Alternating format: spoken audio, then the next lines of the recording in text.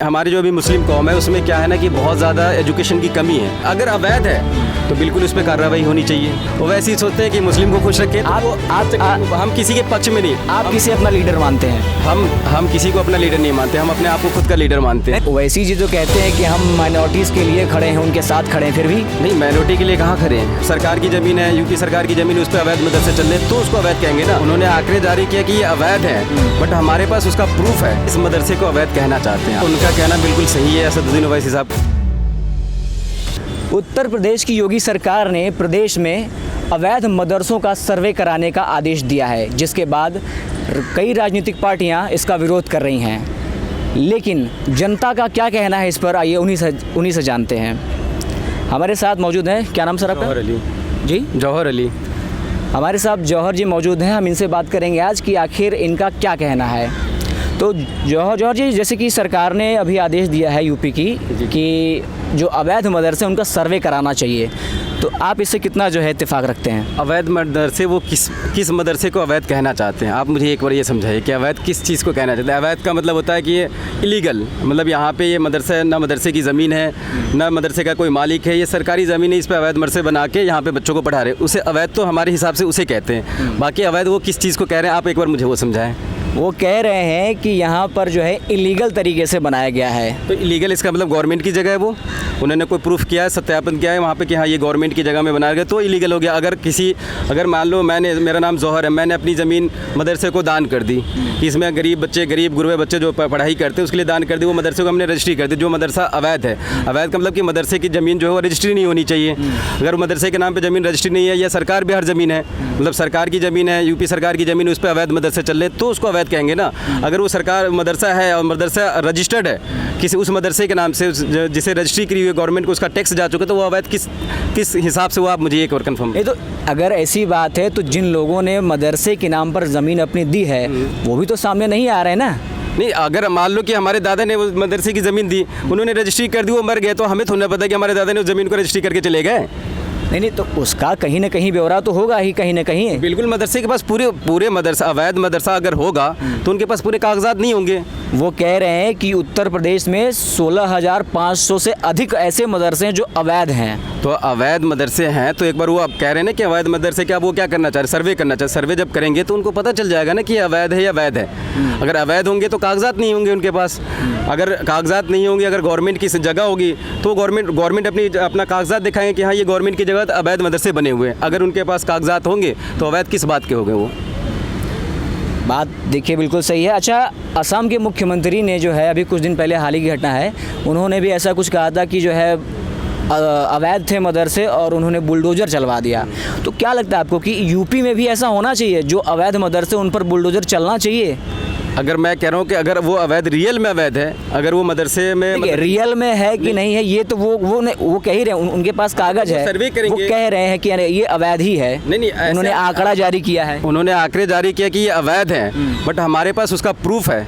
तो प्रूफ है तो फिर दिखाए क्यों नहीं जा रहा? तो आप सर्वे करेंगे तभी तो दिखाएंगे ना। आप कह रहे हैं हम सर्वे करें, सर्वे कीजिए, आप सर्वे कीजिए। अगर हम आपको कागजात नहीं देते हैं, अगर आपको अवैध मिलता है कि हाँ ये बिल्कुल अवैध है, इस जगह का कोई कागजात नहीं, कोई प्रूफ नहीं है, तो बिल्कुल आप उस पर सर्वे कीजिए। इसके हम भी आपके पक्ष में विपक्ष में है नहीं कि हम तो करेंगे। फिर भी मैं बता रहा हूँ, असदुद्दीन ओवैसी AIMIM के अध्यक्ष, वो कह रहे हैं कि ये जो है ये सर्वे होना नहीं चाहिए। वो कह रहे हैं कि ये इलीगल है। आर्टिकल 30 के तहत हम माइनॉरिटीज़ को ये अधिकार प्राप्त है कि हम अपने मन चाहे जो है एजुकेशनल जो सिस्टम होता है उसे हम कहीं भी खोलकर पढ़ा लिखा सकते हैं। वो इसी छोटा NRC कहते हैं। इस पर क्या कहेंगे आप? देखिए, उनका कहना बिल्कुल सही है असदुद्दीन ओवैसी साहब का कि कैसे आप देखिए, मैं आपको इसलिए बता रहा हूँ सही इसलिए है कि अगर हमारी जो अभी मुस्लिम कौम है उसमें क्या है ना कि बहुत ज़्यादा एजुकेशन की कमी है। तो अगर हम सोच रहे हैं कि हमारे पास पैसे हैं तो हम अपनी जगह पे एक छोटा सा मदरसा खोल के गरीब बच्चों को वहाँ पे हम पढ़ाई कर रहे हैं, तो बिल्कुल जायज़ है, उनका कहना गलत नहीं है। अगर अवैध है तो बिल्कुल उस पर कार्रवाई होनी चाहिए। मेरा ये कहना है कि जैसे आप मान रहे हो ना कि अवैध है तो कार्रवाई होनी चाहिए, बिल्कुल अवैध पे वैसी जी कह रहे हैं कि ये सर्वे ही गलत है।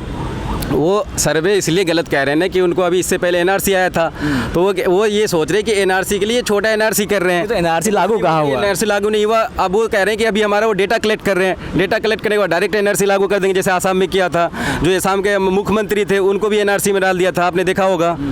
तो अगर वो एनआरसी में डाल दे तो मुख्यमंत्री बने कैसे, पहले आप बताइए मुझे। मुख्यमंत्री बने और आपने कहा था 1960 या उससे पहले के जो भी है 1980 के पहले जो भी है वो उसका कोई भी लेना देना पाकिस्तान से या कहीं से नहीं है, तो उसको आप एनआरसी में डाल दिए। नहीं, तो ये अगर देखिए छोटी सी बात है, जैसा आपने कहा ये चीज़ असदुद्दीन ओवैसी जी को समझ में क्यों नहीं आती है। जैसे आपने कहा कि अगर गलत है, अवैध है तो तोड़ दिए जाए, ये चीज़ ओवैसी जी क्यों नहीं मान रहे हैं? वो उसे नहीं, उनका कहना है, मैंने उनका देखा, आप भी देखिएगा, वो कह रहे हैं कि ये होना ही नहीं चाहिए। देखिए एक चीज़ मैं बता दूं, चाहे असदुद्दीन ओवैसी हो या भारतीय जनता पार्टी हो, ये दोनों राजनीतिक दल हैं। तो राजनीतिक दल अपनी रोटी सेकने के लिए, क्योंकि भारतीय जनता पार्टी होगी कि वो सोचे मुस्लिम को, हिंदू को खुश रखें, ओवैसी सोचते हैं कि मुस्लिम को खुश रखें। तो हम किसी के पक्ष में नहीं। आप किसे अपना लीडर मानते हैं?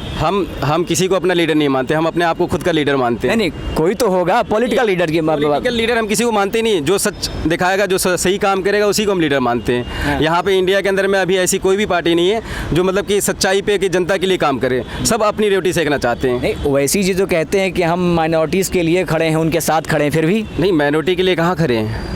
अब वो अपनी, देखिए मैंने क्या बोला, चाहे योगी जी हो चाहे ओवैसी जी हो, योगी जी चाहते हैं कि बस हम अपनी पॉपुलैरिटी के लिए मतलब कि कुछ भी बोल दे कि हिंदू मुस्लिम कर दे तो जितने हिंदू हमारे पक्ष में आ जाएंगे। ये सोचते हैं हम मुस्लिम कर देंगे तो मुस्लिम हमारे पक्ष में आ जाएंगे। बट आपने देखा होगा यूपी में अभी इलेक्शन हुआ था, इतना चिल्लाने के बाद भी लोगों ने उनको वोट नहीं दिया। मुस्लिम में अगर इतना दिमाग होता है तो कहते नहीं वो हमारी पार्टी है, हमारी माइनॉरिटी के लिए काम करे, तो उनको ही वोट देते ना, अखिलेश को क्यों वोट देते। ज़्यादातर मुस्लिमों का वोट अखिलेश यादव के पास गया नहीं गया, आप खुद बताइए। सिर्फ देखिए, सिर्फ जो है असदुद्दीन ओवैसी जी नहीं जो इसका विरोध कर रहे हैं, और भी राजनीतिक पार्टियां कर रही हैं विरोध। तो सारी पार्टियां विरोध कर रही हैं। विरोध करने का देखिए पक्ष और विपक्ष जो होता है, विपक्ष का मतलब ही होता है विरोध करने का, चाहे वो सही भी काम होगा ना तो विपक्ष जो होगी वो आपका विरोध करेगी। ये चीज़ें पक्ष, चाहे वो विपक्ष जो है आपका सही भी काम करो, कोई भी काम करो आप सही भी। आप दिल्ली का देख लो, दिल्ली के अंदर में केजरीवाल सरकार है। मतलब कि जो योगी सरकार जो कर रही है वो सही है? नहीं, अगर योगी सरकार सर्वे कर रही है अवैध मदरसों का, उनके हिसाब से कि ये अवैध है, इलीगल बना हुआ है, तो बिल्कुल सही है। उन्होंने आंकड़े भी जारी कर दिए। नहीं, आंकड़े आप सीधा जारी कर दिए ना कि आंकड़े आपने अभी सर्वे किया नहीं ना, आप बोल दिए कि ये अवैध है। आपको किसी ने बोल दिया कि ये मतलब कनॉट प्लेस की इलीगल बिल्डिंग अवैध है, तो आपने उसको लिख दिया अवैध है। आपने उसको सर्वे किया, आपने उसके कागजात निकाले, आपने लोगों के साथ पब्लिकली पूरी आपने उसकी आपने ढांचा दिखाया आपने। अब ये सीधे कह दिया अवैध है, गया बुलडोजर चला दिए। तो ये थोड़ी ना होता है कि आप बिना बोले कि हम अवैध हैं बुलडोजर चला दो इसको। आप उसका पूरा कीजिए, सर्वे कीजिए, सर्वे करने के बाद आपको लगता है अवैध है तो कीजिए, आप बुलडोजर चलाना चाहते हैं बुलडोजर चलाइए, बट अवैध आपको मिलेगा ही नहीं। अच्छा, आपका कहना है कि अवैध मिलेगा ही नहीं? बिल्कुल नहीं। आप ये इतना कॉन्फिडेंस से कैसे कह सकते हैं कि अवैध मिलेगा ही नहीं? इसलिए कि हमने देख रखा, हमारे सामने हमारे खुद के गांव में कम से कम 10 मदरसे अभी खुले हैं बच्चों के लिए। जो गरीब तबके के बच्चे होते हैं, तो उनमें क्या हुआ, हमारे दादा ने पास 52 बीघा ज़मीन थी, उन्होंने ऐसे करके 10 बीघा 12 बीघा करके ज़मीन उन्होंने मदरसे के नाम पर रजिस्ट्री कर दी।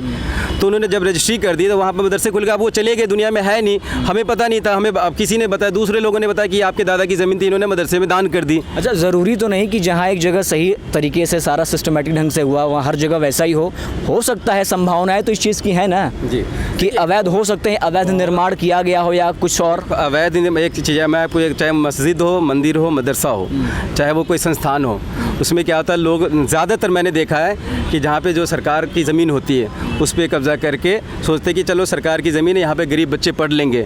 तो ऐसा होता है, मैं मानता हूँ इन चीज़ में कुछ उसमें निकलेंगे, ये नहीं कि पूरे के 100% आपको वैध ही होंगे, अवैध नहीं होंगे, 10% अवैध भी हो सकते हैं। तो इन चीज़ों को मैं एग्री करता हूँ। अच्छा, जनता कुछ ये भी कहती है कि मदरसों में जो है आतंकवाद कहीं ना कहीं पल रहा है या ट्रेनिंग ले रहा है, इस पर क्या कहेंगे? मदरसों में कैसे आतंकवाद पल रहा है? आप मतलब कहीं पे आपने सर्वे किया, कहीं से आपको मिला, आप ऐसे बोलने कि आपके हाथ में पुलिस है, आपके हाथ में शासन है, आप कुछ नहीं, मैं शासन प्रशासन की बात नहीं कर रहा, मैं सिर्फ आम जनता की बात कर रहा हूँ। जैसे आप पक्ष रख रहे हैं, उसी तरह से और भी लोग हैं जो अपना पक्ष रखते हैं, जो कहते हैं, जो आतंकवाद को सीधा मदरसों से जोड़ देते हैं, कहते हैं यहाँ पे आतंकवाद को बढ़ावा मिलता, पलता है वो। बिल्कुल आतंकवाद मदरसे में नहीं पलते हैं, ना मस्जिद में पलते हैं। ठीक है, आतंकवाद का कोई ना धर्म होता है ना जाति होती है, वो सिर्फ इंसान का जान का दुश्मन होता है। ना हिंदू आतंकवाद होता है ना मुसलमान आतंकवाद। आतंकवादी किसी का नहीं होता है, उसे अपना जो उसका मकसद जो टारगेट होता है वो पूरा करना होता है। अब लोगों ने इनको जोड़ दिया कि अगर आतंकवादी है तो मुस्लिम ही होगा, मदरसा है तो इसमें आतंकवादी की ही ट्रेनिंग दी जाती है।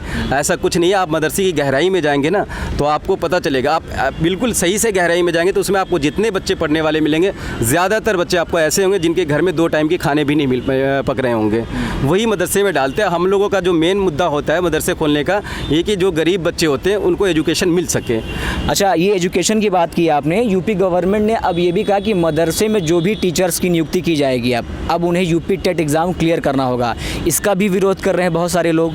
तो मतलब मदरसे में टेट एग्ज़ाम क्यों क्लियर करना जाएगा? क्योंकि मदरसे में आपको सिर्फ वो जो है, आपने अभी कहा कि जो है एजुकेशन बेहतर होना चाहिए, तो टेट क्वालिफाई किया हुआ बंदा जब वहाँ जाएगा टीचर एज अ टीचर, तो जाहिर सी बात है कुछ तो एजुकेशन में सुधार होगा वहाँ पर।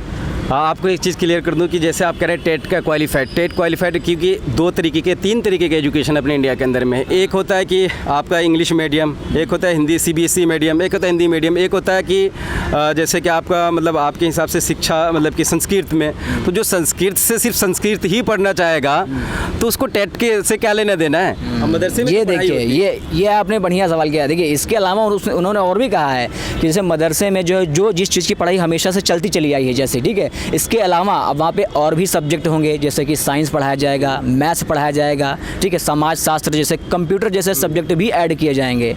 तो कहीं ना कहीं शिक्षा में सुधार तो होगा। जी, कहीं ना कहीं शिक्षा में सुधार होगा। तो उसके लिए हम अलग से जैसे अगर इंग्लिश पढ़ाई जाएगी तो इंग्लिश के टीचर अलग से बहाल किए जाएंगे, वो निकाले टेट। साइंस के टीचर अलग से बहाल किए जाएंगे, वो टेट के निकालेंगे। बट जो अगर उर्दू पढ़ाएंगे, जो कुरान पढ़ाएंगे, उनको टेट की ज़रूरत नहीं है। क्यों? क्योंकि उनको कुरान सिर्फ कुरान ही है, वो हाफिज़ होते हैं। हमारे में उसके तो हाफिज़ एक कुरान किताब आती है, उसको हिफ्ज़ करके पढ़ाना है उसको, तो उनको टेट की ज़रूरत नहीं पड़ती। क्योंकि उनका एक सब्जेक्ट है कि सिर्फ हमें कुरान और उर्दू जो हम ये चीज़ें पढ़े, तो उनको टेट की ज़रूरत नहीं है। टेट की ज़रूरत उनको पड़ती है ना जिससे इंग्लिश 5 सब्जेक्ट पढ़ाना, 6 सब्जेक्ट जितने भी इस मदरसे में सब्जेक्ट है सारे पढ़ाने होते हैं, वो टेट निकालेंगे। उनको टेट की ज़रूरत नहीं है। और एक एजुकेशन, शायद हम तो बिहार के रहने वाले हैं और यूपी में है कि नहीं, बिहार के अंदर में जैसे एक होता है मदरसा एजुकेशनल बोर्ड होता है, ठीक है, एक होता है हिंदी एजुकेशनल बोर्ड होता है, एक होता है जो गवर्नमेंट का होता है, तो वैसे ही होते, तो उसमें वो निकाल के ही आते हैं। अच्छा, मदरसे कुछ ऐसे भी हैं, ठीक है, जहाँ पर जिन्हें सरकारी अनुदान मिलता है, तो क्या लगता है, मतलब उनका अगर सरकारी अनुदान बंद कर दें अगर, तो कुछ इस चीज़ में मतलब होता है ना कि इसको कंट्रोल किया जा सकता है। जैसे कि लोग कहते हैं कि जो है आतंकवाद को बढ़ावा मिलता है या अवैध तरीके से है, तो जो जहाँ पर जो सरकारी हैं, सरकारी फंडिंग जो आती है, पैसा आता है उनके जो है डेवलपमेंट के लिए, उनके मेंटेनेंस के लिए, उनके खर्चे के लिए, क्या उसे बंद कर देना चाहिए? अगर इस तरह से अवैध इतने निर्माण हो रहे हैं, इतने जगह अवैध है। अगर आप कह रहे हैं अवैध हो रहा है, अगर सरकार की तरफ से अनुदान आ रहा है तो सरकार से पहले आप भी अगर रजिस्टर करेंगे ना तो गवर्नमेंट को सारी आप जितने भी कागजात होते हैं सारी चीज़ जमा करने के बाद फिर उसे पास करवाते हैं, तो फिर क्यों बंद करना देना चाहिए? स्कूल में क्यों नहीं बंद करते? जैसे स्कूल होता है वैसे मदरसा होता है, दोनों जो होता है वो एजुकेशन देते हैं वहाँ पर, तो क्यों उसको बंद किया जाएगा? आप मुझे बताइए ना कि आपने उसको मान्यता क्यों दिया? मान्यता कैसे मिली? आप मुझे ये बताइए, मान्यता मदरसे को कैसे मिली? बिना गवर्नमेंट के मान्यता मिल गई? मान्यता मिली तभी तो उन्होंने टीचर बहाल किया, तभी तो मतलब उसमें शिक्षक बहाल किए, तभी तो उनको आप सैलरी दे रहे, तभी तो नौकरी। अब उससे आपको भी तो फ़ायदा है। आप यूपी की बात करें, आप दिल्ली के अंदर में आप जितने भी मदरसे देखेंगे, जितनी भी मस्जिद देखेंगे, वो सारे गवर्नमेंट के अंदर में आते हैं। और उनसे आप एक एग्जाम्पल मैं आपको बता दूँ, दिल्ली के अंदर में फतेहपुरी मस्जिद है, उसके चारों तरफ आपको मिलेगी दुकानें। अगर वो दुकानें गवर्नमेंट इन चीज़ों पर क्यों नहीं ध्यान दे रही? अगर वो दुकानें अगर वो अभी गवर्नमेंट को प्राइवेट कर देना तो उस दुकान के एक दुकान का किराया कम से कम 10 लाख रुपए आएगा। अभी वो दे रहे हैं कितना? सिर्फ 250 रुपये किराया दे रहे हैं। ये क्या है? ये सब कब्जा करके और ज़बरदस्ती गवर्नमेंट को पैसा नहीं देते। अभी केजरीवाल सरकार ने यही किया था कि 10,000 रुपये किराया कर दिए, सब ने उसके लिए धरना पे बैठ गए। क्यों बैठ गए? गवर्नमेंट की चीज़ है, गवर्नमेंट उससे कमा रही, गवर्नमेंट उसमें अब शिक्षक बहाल कर रखा है, काजी बहाल कर रखा है, उसको सैलरी दे रहा है, उसका मेंटेनेंस कर रहा है। तो 250 रुपये जहाँ पे आप प्राइवेट में, वहीं पे बाजू में प्राइवेट की जगह है, उस दुकान का किराया आपको मिल रहा है 5 लाख रुपये, वो दुकान कम से कम 10 लाख की किराया के उसको दे रहे हैं आप 250 रुपये। क्यों दे रहे हैं? तो इससे सरकार को भी फ़ायदा हो रहा है। बिल्कुल सही बात है। तो ये थे हमारे साथ जौहर जी, जौहर जी जो कि बिहार के रहने वाले हैं, और इन्होंने आज अपना मत रखा सामने कि सभी मदरसे अवैध नहीं हैं, और अगर अवैध हैं तो डॉक्यूमेंट दिखाया जाए या प्रूफ किया जाए कि वो अवैध हैं। बहुत बहुत धन्यवाद आपका हमारे साथ बात करने के लिए, बहुत बहुत शुक्रिया। वेलकम।